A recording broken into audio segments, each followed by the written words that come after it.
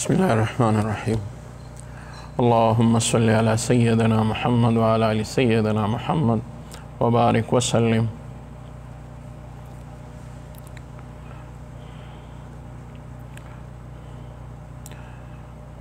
وعن أنس رضي الله تعالى عنه أنه مر على صبيان فسلم عليهم وقال: كان النبي صلى الله عليه وسلم يفعله. متفق علیه. مخی حدیث د حضرت ابو هریره رضی الله تعالی عنہ نه روایتو داغه احوالو مونږ ویلو او داغه حدیث مو مختصر تشریح کړی و. داغه حدیث حاصل او خلاصه دار وتل نبی علیہ السلام فرمائی چې مال په صدقې سره کمیږي نه، یعنی سیوا کیږي. دا مطلب شو چې کمیږي نه خو سیوا کیږي به، او د یو بنده بل بنده له معاف کولو سره د هغه عزت کمیږي نه سیوا کیږي. او بنده چې ځان ښکته ګڼي د الله د پاره ګوري نو الله رب العزت به رفعت نصیب کی. خودی کی لله دے وما تواضع احد لله. سوک چې تواضع کوي خود الله د پاره وي، ولې چې د الله د پاره نه د غیر الله د پاره الا یعذ بالله. نو هغه تواضع هغه خود غرضی شو او هغه د انسان د دنیا د حصول لپاره ځان لاندې ګڼي چاته، او هغه انتهایی قبیح عمل ہے. ځکه هغې کې د بنده هغه عزت نفس ته نقصان رسي. عزت نفس ته عزت نفس دی ته وایي چې بنده خپل کم د نفس او د خپل ځان کم عزت دی هغه به برقرار ساتي. او غالبا ما یو درس کې ویلو یا مجلس کې دا خبره راغلی وه چې کله به د یو ښه عمل نه بنده اعراض چې کوي، احتراز، هغه به د عزت نفس د وجې کوي. لکه یو عمل د سنت عمل دی، خو په هغې کې بعضې اوقاتو کې بعضې ځایونو کې د بعضې خلکو په ذهن کې هغه خبره الټه وي، نو بیا دې بنده هغې ته به څوک تشریح کوي، هر وخت به هغې ته څوک بیان کوي چې دا ما د دې د وجې وکړل که د دې د وجې. نو بیا ښه دا ده چې بنده هغې سره د حکمت عملی نه کار واخلي. د هغې یو مثال دی زموږ د اکابرو په واقعاتو کې. مفتی اعظم پاکستان چې کوم مفتی شفیع رحمت الله علیه صاحب د معارف القرآن ډېر عاجزي وه پکې، دومره عاجزي او تواضع وه پکې چې د هغو یو برخوردار دا لیکلي دی چې حضرت یو ځل د کراچۍ کور نه رایسته، د کراچۍ د بازار نه دی پله یو دیوال سره غلی ولاړ دی او غوږ یې ایښی دی، یو مولانا صاحب ترجمه کوله. او زه وایم چې داسې تقریبا به څوک نه وي چې هغه ترجمه کوي او معارف القرآن نه ګوري. او هغه عالم وي، ما هم پېژنده، برخوردار یې ویلی دي، عالما مفتی تقی عثماني صاحب ویلی دي یا رفیع عثماني صاحب ویلی دي. او ما ته هم پته وه، اواز هم ما پېژنده، دوی هم پېژنده، زموږ خوا کې وي، جومات کې لګیا و او ځوان و، د دی د شاګردانو شاګرد و، او هغې ته یې غوږ ایښی و داسې. نو هغې کې وی زه رالم، ما ورته وی چې تاسو جي څه کول؟ وی چې نظم د مولانا صاحب د ترجمې ته مې غوږ ایښی و. نو یې ما چې بس زه کله داسې وي چې هسې هم بنده وي ورکه دی څه وی. نو یې ما ورته وی چې بیا راځئ یې؟ وی چې نه ته ځه، زه نن د دا درس اورم چې دی به درس کې څه ووایي داسې چې ما ته به د هغې پته نه وي. نو یې ما ورته وی چې حضرت دا خو پلاره دا خو د دی هغه خبرې به کوي چې تاسو نه یې اورېدلي یا د خپل استادانو نه اورېدلي، نو تاسو وی چې نه هېڅ پته نه لګي. داسې یو خبره به دی وکړي چې نه به ما کتاب کې لیدلې وي او نه به مې د استاد نه اورېدلې وي، د ده نه به یې واورم، یا که مې اورېدلي نو رایاده به راته نه وي، نو د ده په وجه به راته یاده شي. دوره تواضع وه پکې. خو د هغه د یو خبرې په وجه مې دا واقعه بیان کړه چې یو ځای کې هغه د عزت نفس د بچ کولو دپاره د یو سنت عمل نه وقتی طور سره د حکمت عملی په وجه باندې هغې نه اعراض وکړه یو قسمه ظاهري صورت کې. هغه دا چې زه او زما ملګري وو طالبان یا علماو خو هغوی دا ویلي دي چې زما ملګري وو په دیوبند کې او مونږ د دیوبند په ښار کې یو ځای کې ډوډۍ خوړه هوټل کې. نو هوټل کې ټولې کرسۍ وې او میزونه وو. پخوانی زمانې خبره هم ده خو بیا هم هغه وخت سره د انګریزانو د دورو یعنې دا د پاکستان نه ډېر مخکینی خبره ده او د هغوی اثر په دې خلکو دومره زیات راغلی و چې خلکو به په زوره زوره ځان له د انګریزانو هغه طریقې خپلولې. دا به یو پیشن ګڼلی شو. اوس هم خلک کوي خو نن هغوی به هغه وخت سره ډېر کو او انګریزان دلته پاتې شوي نو هر طریقه به یې د هغوی خوښوله. نو چې مونږه میز باندې کېناستو کرسو باندې نو یو طالب پکې و. بعضې طالبانو مزاج څنګه وي د بعضې څنګه وي وی هغې طالب ووی چې په میز نه کېنو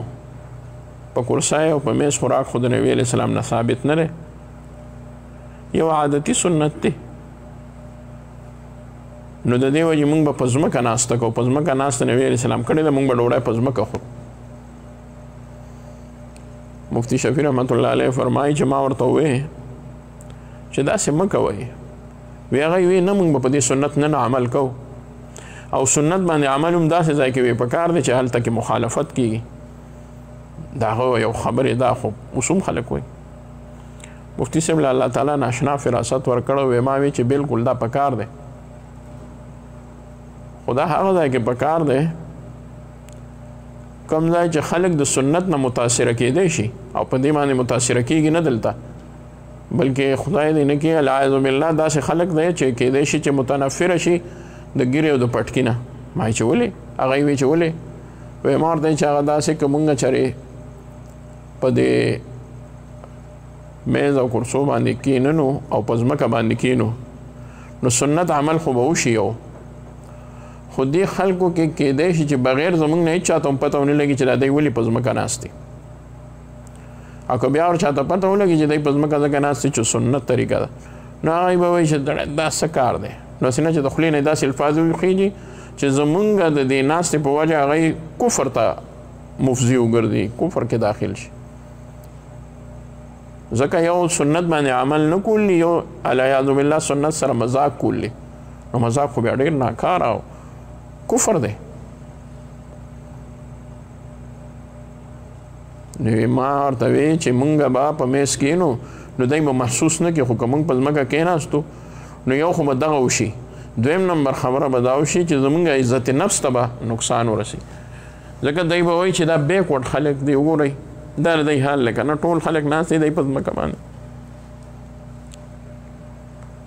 نو دا ځکه مې وویل چې لله چې د الله دپاره وي رفعه الله الله به رفعت نصیب کړي اوچتوالی به نصیب کړي لویوالی به نصیب کړي. څنګه دی چې تواضع وکړي الله به د خلکو په زړونو کې قدر او منزلت سیوا کړي. خو ګوره یاد به ساتئ دا ډېره باریکه نقطه ده. یو تواضع وي او عاجزي وي د هغې تعلق ما تاسو ته ویلو د څه سره دی د زړه سره دی. اوس که چېرې مونږ یې په افعالو کې وکړو او په زړه کې متکبر وي نو دا لله وګرځېد نه دا لله نه دی. نو چې یو بنده ته د یو تواضع او د تکبر پته لګي ته ووایه نو الله خو علیم خبیر ذات دی. نو الله ته د یو بنده د هغې تواضع جوړه کولو او په زړه کې د تکبر علم خو د هر چا نه وړاندې دی. نو هغوی چې څوک دا تواضع کوي د زړه نه نه کوي صرف د خلکو د متاثره کولو دپاره کوي نو هغه په لله کې رانغی. بلکې د هغې متعلق ما تاسو ته ویلي هغه په کم کې راغی هغه دریو کسانو چې کوم کار کړی دی نو دپاره یې د ریا کړی که نه نو هغوی چې دوزخ ته ورځېږي په دغه وجه به ورځېږي چې دا یې د ریا په طور کړی دی که نه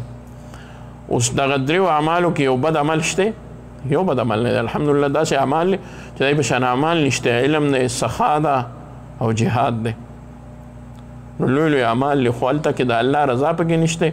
نو د دې د وجې هغه اعمال قبول نه دي نو رفعه الله الله به رفعت نصیب کړي الله به اوچتوالی نصیب کړي د خلکو زړونو کې یو دا چې په زړونو کې سیوا شي د خلکو په زړونو کې د دې بنده بله دا الله به وله مقام اوچت کړي مقام او مرتبه به اوچت شي الله به وله برکات ورکړي په مقام کې د ده اوچتوالی به الله راولي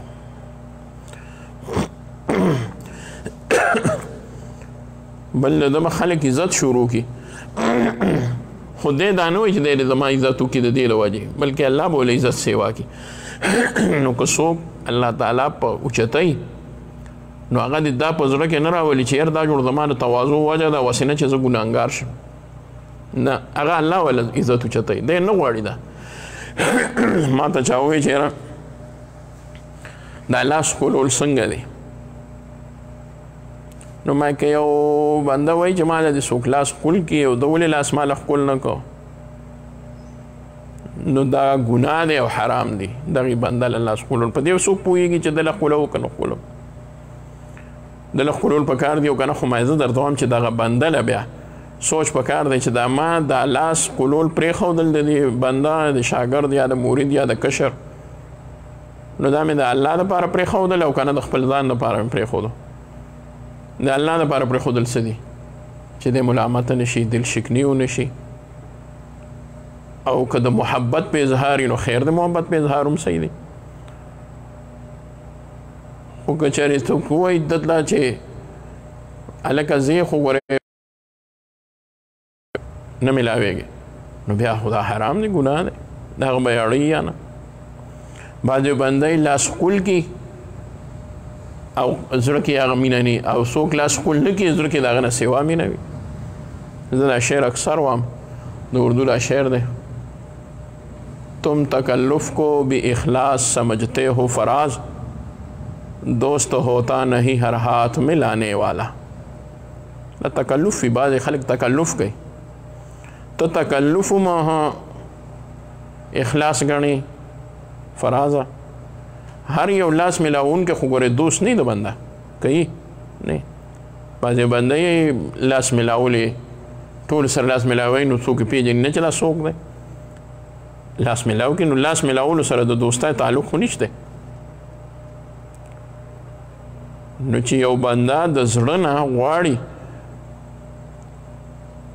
چې الله تعالی دې رضا شي نو که هغه د چا څوک قدر کوي احترام کوي او هغه پرېږدي نو خیر دی خو که داسې نه وي نو بیا خود ګناه دی نو وما تواضع احد لله الا رفعه الله څوک چې تواضع کوي یو بنده د الله دپاره مګر الله به ورله رفعت ورکوي نوي یو بنده ګوره معنا به یې څنګه کوئ د پښتو معنا به یې موږ ته سیسي رحمت الله علیه د داسې ځای دا کوله ما خو نافیه دی نه د یو بنده چې تواضع کوي د الله دپاره مګر خامخا به الله اوچتوي یعنې داسې به څوک نه راځي نبي اسلام وفرمایله نه به داسې څوک وي چې هغه تواضع کوي او الله رفعت نصیب نه کړي نو داسې نشي کېدی دا نشي کېدی یعنې څه مطلب خامخا به الله څه کوي رفعت نصیب کوي اوس پې پوه شوئ نو بیا به موږ معنا ادا کوو چې نوي یو بنده چې تواضع کوي مګر الله به اوچتوي محاوره معنا به یې څنګه کوو هر هغه بنده چې تواضع کوي نو الله به اوچتوالی نصیب کوي رفعت به نصیب کوي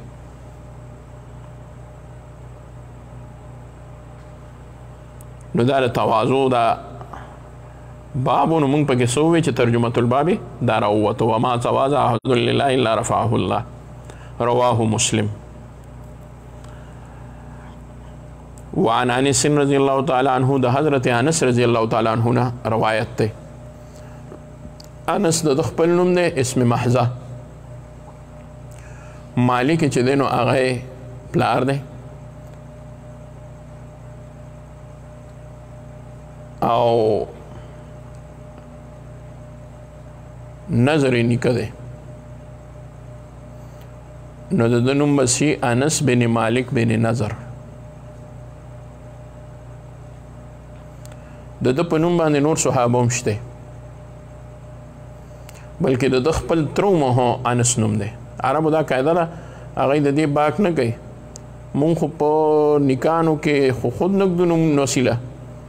په ګاونډیانو هم د ګاونډي نوم نږدي، د چا ماشوم نوم نږدي، ماشوم له چا د لوی نوم نږدي، د مړو نوم هم نږدي. زړه ابی به چېرته مړی دا یې ولې ولکې د دې وجې هغوی روک شي، بس د هغوی نوم روک شي او دی به نوم کېښودو، بلکې پلار په نیکه باندې به یو نوم را رواد او داسې یو عجیبه سلسله به وه چې د هر نیکه نوم به یې وسیله کېښودو. د هغې مثال څه دی؟ د حضرت علی رضی الله تعالی عنه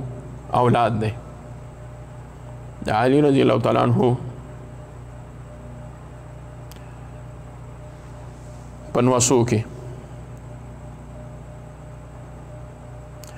حسن بن علی بن حسن بن علی، حسن بن علی بن حسن بن علی. نو د علی صاحب زوی څوک حسن وکنه، نو بیا د حسن صاحب زوی علی دی، نو بیا د هغې علی صاحب زوی چې دی نو بیا سره حسن دی. نو حسن نیکه چې دی نو علی شو او د علی نیکه علی شو. حسن بن علی بن حسن بن علی، حسن بن علی بن حسن. نو د حسن نیکه چې دی نو حسن شو، حسن بن علی بن حسن، او بیا د هغې حسن بن علی، حسن بن علی بن حسن بن علی شو. نو حسن بن علی بن حسن د یو حسن نیکه څه شو؟ حسن شو که نه؟ حسن بن علی بن حسن، او د بل حسن چې دی نو د هغه بن علی، د هغه پلار چې دی نو علی دی رضی الله تعالی عنه. نو دلته هم د انس صاحب په نوم باندې د هغه ترش دی او د هغه نوم دی انس بن نضر، او هغه هم ډېر مشهور جلیل القدر صحابي دی. د هغه جلالت شان او د هغه مرتبه د هغه په جذبه په محبت د نبی علیه السلام کې وه او په جذبه د جهاد کې وه. او د دې انس صاحب رضی الله تعالی عنه جلالت شان او مرتبه او مقام او خصوصیت هغه د نبی علیه السلام په خدمت کې و، چونکې دی خادم د نبی علیه السلام و، نو په دې وجه ډېر مشهور دی. هغه ډېر مشهور خو نو، خو په احد کې د هغه د قربانۍ کومه تذکره چې راغلې ده دا د ډېرو کمو صحابهو ده. هغه انس بن نضر چې و د انس صاحب ترو، او هغه په احد کې شهید شوی او د هغه دوه واقعات ډېر زیات مشهور دي، چونکې ګورئ په دې کې غټ غټ علما ما اورېدلي دي، هغې پکې په کتابونو کې هم غلط شوي دي، نه دي پوه شوي. هغې واقعه کې هغې بیا باقاعده هغه خبره ترې خطا شوې ده. ما چېرته کتاب به وکته نو ما به هغه ځای کې ورته ټیک مارک وکړو، ځکه موږ به شیخ صاحب نه دا واقعات ډېر اورېدل د احادیث، نو هغوی به زر ورسره وي ګورې دا هغه انس نه دی، دا د ده تره دی، او هغه په پوه چې ده نو هغه د انس بن مالک ده، خو ګورې د انس بن نضر څه شوه؟ خور شوه. نو انس بن نضر چې و هغه د ده تره، او د هغه واقعه داسې وه چې هغه په احد کې شهید شوی. خو د هغې نه وړاندې یو واقعه راځي چې د ده خور د انس بن نضر خور او د انس بن مالک پپو، هغې یو ځل د یو ښځې غاښ مات که په جنګ کې، چې غاښ یې مات که نو هغه جنګ خو به بیا سوړ شو، خو هغوی دعوه وکړه چې مونږ به دې راله خو زنانو له غاښ مات کړی دی. نبي علیه الصلاة والسلام له هغه فیصله راله، نبی علیہ السلام فیصله وفرمایله چې دا خو د قرآن حکم دی، نو هغې کې یو دا حکم دی چې السن بالسن، د غاښ بدله کې به غاښ وي، او چې څه جروح او زخمونه راشي د هغې به قصاص اخیستی شو، هماغه شان به کېږي. فیصله چې واروله شوه نو هغه چونکې نه رضا کېدل نو نبي علیه السلام وویل چې بس غاښ دې مات شي بیا د دې زنانه د انس بن نضر د خور د انس بن مالک د پپو د ترور نو هغه فیصله چې نبي علیه السلام واوروله نو انس بن نضر ته چا وویل چې اوس خو به د خور غاښ ځکه ماتېږي هغه رضا کېږي نه او نبي علیه السلام وفرمایل چې د قرآن حکم همدغه دی د یو عجیبه خبره وکړه په هغه وخت کې او د جذباتو کې او یو خبره کول غوښتل دا چې ګنې زما د خور غاښ به الله دې ته نه پرېږدي چې دا بې مات کړي خو خبره مختصر وکړه د مجذوب غوندې خبره وکړه وی زه خپل کار کوئ زما د خور غاښ به نه ماتېږي خور غاښ به مې نه ماتېږي چې دا یې وفرمایل او وی نو خلکو وی چې ګوره د نبي علیه السلام فیصله وه چا وی چې دا دی د نبي علیه السلام د فیصلې نه انکار خو نه کوي خو بس یو خبره د خولې نه ووته خبره وشوه نو بیا خلکو ووی چې ده خو قسم هم وخوړه د وی زمانې قسم یې زما د خور غاښ به نه ماتېږي نور تفصیل ورسره ونه وي نو بس دی کې هغه بیا راجمع شو هغه کور والا د انس صاحب او جرګه وکړه چې یاره بیا به ورشو ورله اوس دی به هم قسم خوړلی دی نبي علیه السلام حکم فرمایلی دی نو بیا به ورشو که رضا شو چې دی لړل او څنګه هغه کور والا ته یې ووی چې یاره مونږ وو چې تاسو په دې خبره باندې خیر دی سوچ وکئ نو ښه به چې څه وایي نو هغه ووایي خو لکه کم از کم د غاښ ماتېدو دا خبره هغه یې وی بس مونږ پې سوچ وکړو تاسو چې را دننه شوئ نو مونږ وی چې مونږ اپ کوو مونږ دا زنانه معاف کړه د الله لپاره ډېره عجیبه خبره ځکه ده چې مخکې نه معاف کوله اوس یې معاف کړه چې دا خبره نبي علیه السلام ته وشوه و یا رسول الله هغه مخکې چې هغوی نه منل نو هغوی ومنل او د انس بن نضر دغه یې ورته ووایي قسم یې ورته ووایي چې هغه قسم خوړلی و د هغې قسم نه وروستو بیا هغوی دا خبره هم ومنله نبي علیه السلام وفرمایل دا تاسو وایي چې ګنې دا د ځمکې خبرې دي داسې نه وه چې ګنې دی چاپو وکړلې یا چا وله جرګه بوتله جرګه خو دی له مخکې هم تلې وه دا خو د انس بن نضر کوم قسم چې خوړلی نو الله د هغې قسم په وجه باندې د دغه خلکو په زړه کې واچول چې دا زنانه معاف کوي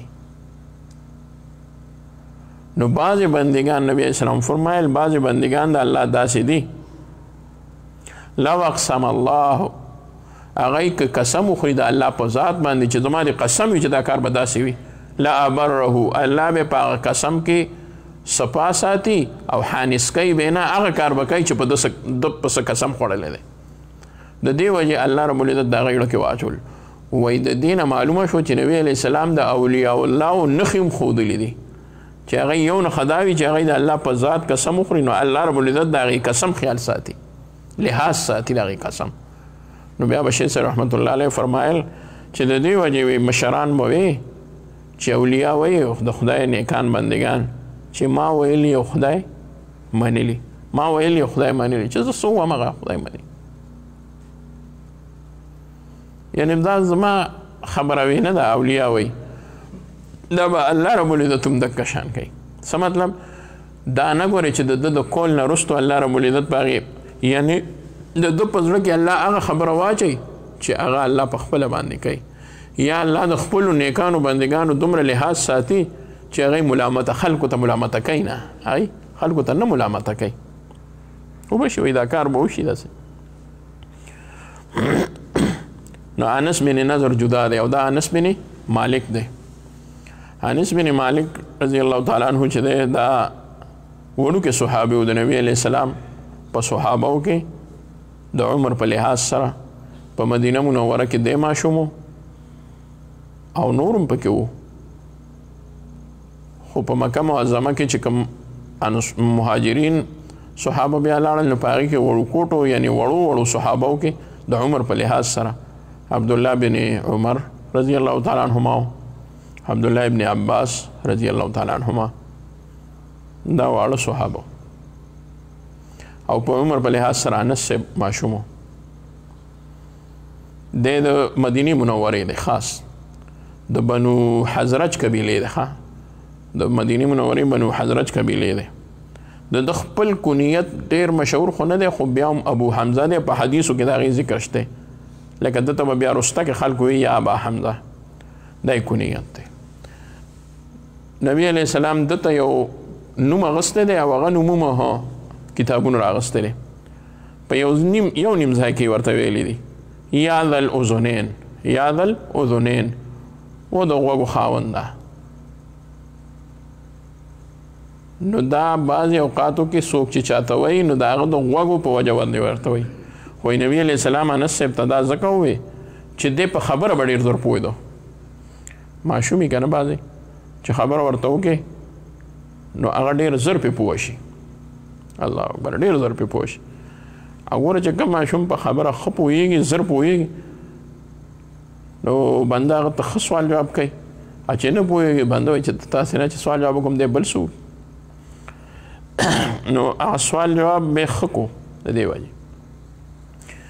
یا وایي د دې وجې ورته نبي علیه السلام یا ذا الاذنین ویلي و چې دی ډېر منونکی و چې خبره به یې واورېده هغه به یې زړه ته کوزه کړه چې او داسې ده نو د دې وجې ورته نبي علیه السلام یا ذا الاذنین ویلي نو ذو الاذنین کنیت شو خو دغه ورته یو ځل نیم نبي علیه السلام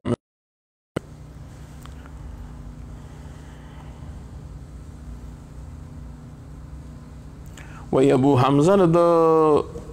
کنیت ته خو د زوی په وجه ورته نه وی وی دا ورته د دې وجې وی چې حمزه په عربی کې د ځنګل یو ګیا ته ویلی شي یو بوټی دی لکه داسې به واخلو ملخوځې هغې ته حمزه وی نبی علیه السلام یو ځل د مدینې منورې نه بهر لاړو دی ماشومو د هغه خوړې هغه ملخوځې خوړې داسې به واخلو ملخوځې یو قسمه سبزي وه سبزي نو ملخوځې شوې ملخوځې هم کچه خوړی شي سره سبزي کچه خوړی شي نو نبی علیه السلام فرمایل یا ابا حمزه د ملخوځو پلاره یا ملخوځو یا سبزی سره داسې دی کچه خوري لکه دا نه چې ګنې کچه ښې نه وي ورته ویې ګوره ته کچه خورې ده نو ابا حمزه یې ورته ووایي وایي د دې وجې هم کیدی شي د ده مور نوم دی ام سلیم ام سلیم ځان له بیا کنیت دی که نه ام سلیم هغه د چا په وجه باندې ورته ام سلیم ویلی دي دی هم هغې ته اکثر نوم کې ام سلیم وایي دا د مور وه د ده خپل پلار د ده د ماشوموالي وخت کې مړ دی د ده مور بیا په ابو طلحه رضی الله تعالی عنه باندې نکاح وتړله او د هغې د هغه په زوجیت کې د ده مور راله پښتو کې موږ ورته پلندر وایو هغه د پلندر شو او انس رضی الله تعالی عنه نبی علیه السلام سره د مور راوستو د یو روایت مطابق د لسو کالو او بعض روایتو کې 12 کاله راځي بعض روایتو کې 9 کاله راځي دا 9 کاله او 12 کاله دومره راجح کول نه دی خو دا د 10 کالو دا ډېر مشهور کول دی دا نور غیر مشهور دی 10 کاله و 10 کاله خدمت کړی دی نو د 10 کالو چې و د 10 کاله نبی علیه السلام خدمت کړی دی نو د نبی علیه السلام د وفات په وخت کې د دوی عمر 60 کاله او کوم روایت کې چې راځي چې دی د 12 کالو چې راغلی او 10 کاله خدمت کړی په دې کې څه شک نشته نو بیا یې عمر څومره شو 22 کاله شو کوم روایت کې چې راځي چې 9 کاله عمر او 10 کاله خدمت کړی بیا د وفات د نبی علیه السلام په وخت کې عمر څومره 19 کاله هلکو بیا هم هلکو د 20 کالو یا د 19 کالو خو ډېر د نوجوانۍ وخت وي بس زلمیتوب و د ده چې نبی علیه السلام وفات کېدو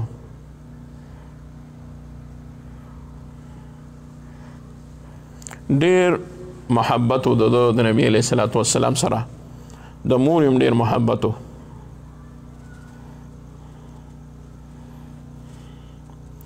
وایي ده به واحد دی او چې ده به د نبي علیه صلات وسلام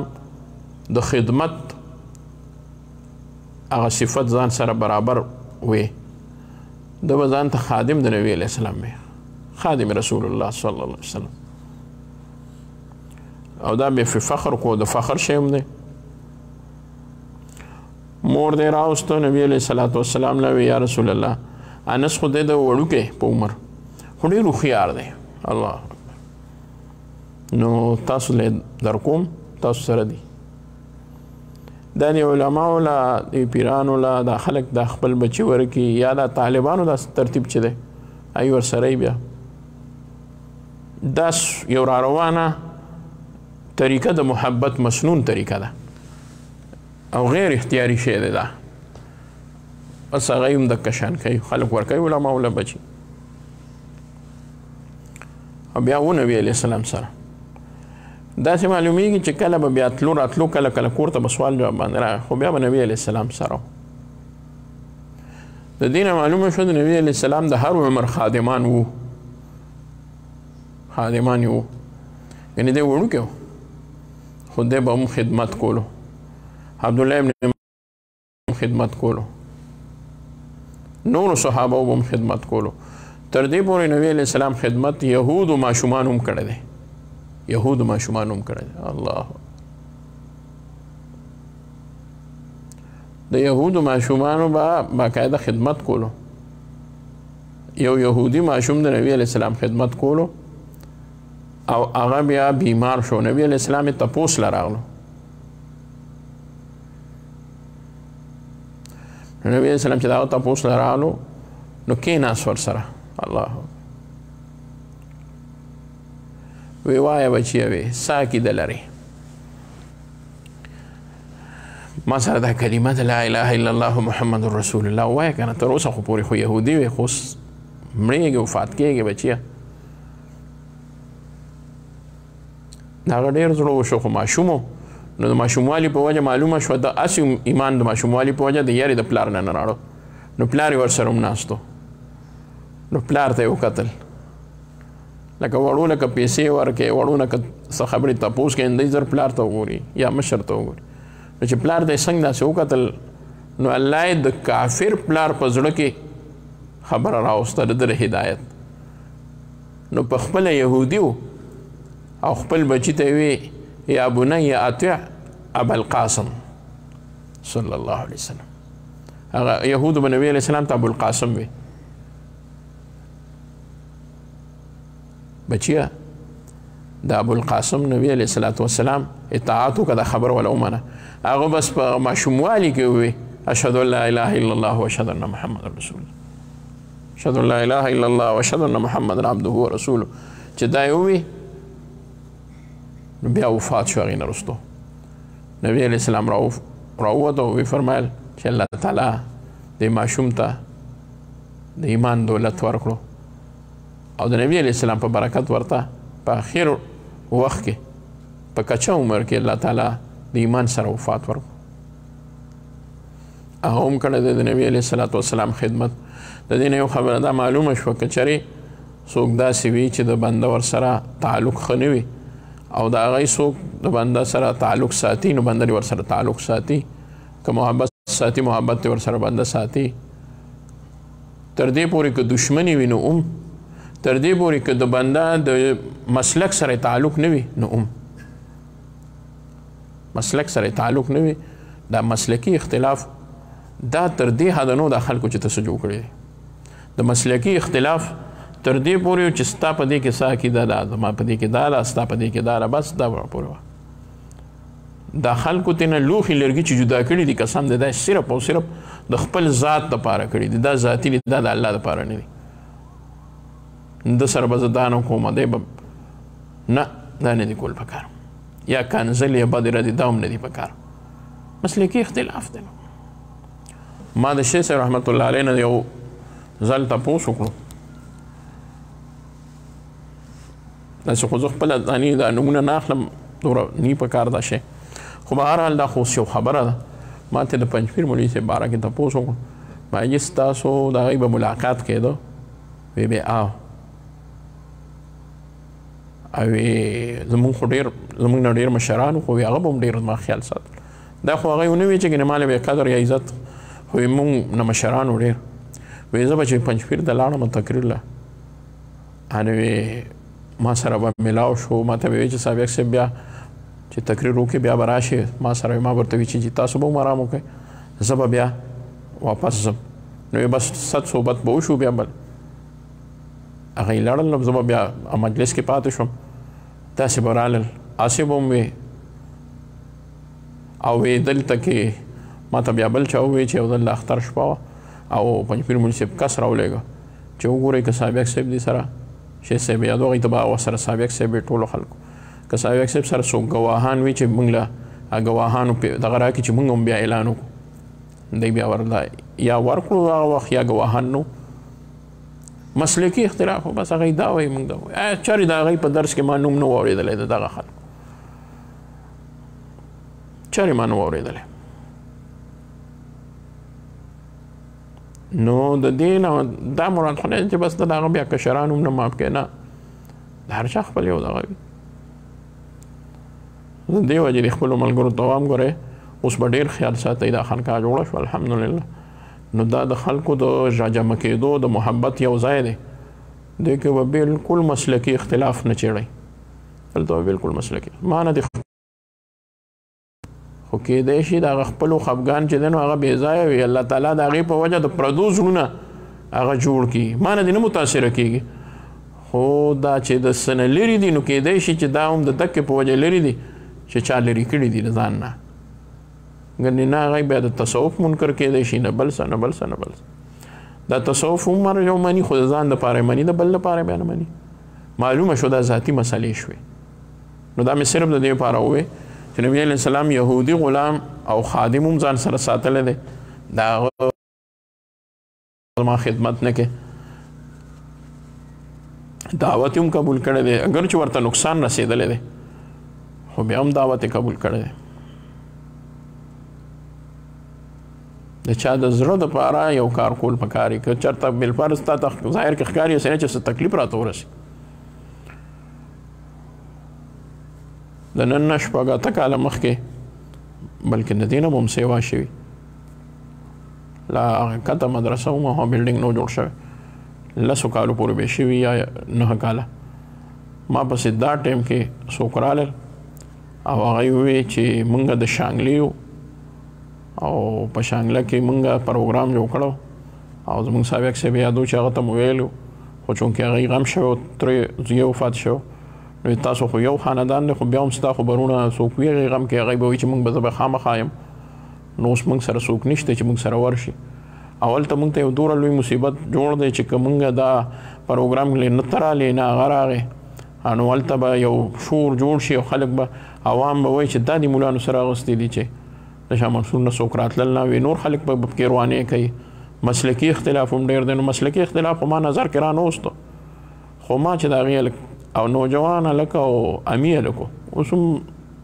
شاید چې د ملګرو سره په رابطه کې وي نو ما وی زم به در سره انشاءالله بس هغوی دلته شپه وکړه هغه وخت سره دی هم نو خبر دا ناظم صاحب دی او هغه شپه کې ملا بانګ هغوی سره زه روان شم ځکه چې زما یاد دی دومره مې یاد دی چنګلای دا مدرسه چې ده نو هلته مو قبل از وقت لکه د هغوی د جماعت نه مخکې مونځ وکړو بانګونه یې خو وې په لاره باندې ملا بانګ نه وړاندې ورشته ډېره چې مونږ چنګلای ته ورسېدو نو بانګونه یې شروع کول نو بس مونږ لړو یو کمره کې مو مونځ وکړو یو طالب را پاسېدلی دوه هغوی چې ولو د هغوی ریان چې په دې شپه دی څه کوي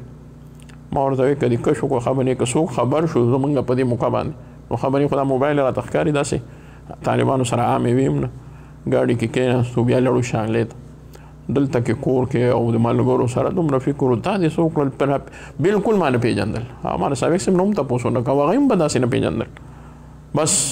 شانګلې ته لړو هغه پروګرام وشو هغوی دومره خوشحاله شو بیا ما 2 ورځې 3 تېرې هم کړې که په هغه ځل باندې زر راغلم بیا دوباره ورپسې بیا ډېره ورځې تېرې کړې خو هغوی ویې چې یاره دلته زمونږ سترګې اوچتې شوې هغوی د خولې خبره ده ما ته یې ویې دا تا خو عجیبه کارونه کوم وی که مونږ ته په سازش باندې بوتلې نو ما بوتلم به عثمان ما کم دی بو خو نه تلم وی نه داسې چېرته کې ما الله بیا زما اړه کې اچولې وه کېدای شي چې هغه وخت مې څه عذر پیش کړی خو ما به هر حال